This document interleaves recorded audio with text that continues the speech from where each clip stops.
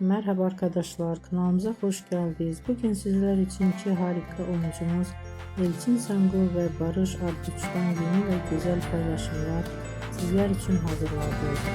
Kiralık Aşk dizisinde rol almış ve herkes tarafından beğenilmiştir. Biz de sizler için onların güzel ve romantik karelerini hazırladık. Bu videoların devamlı gelmesini isterseniz kanalımıza abone olup yorum yazmayı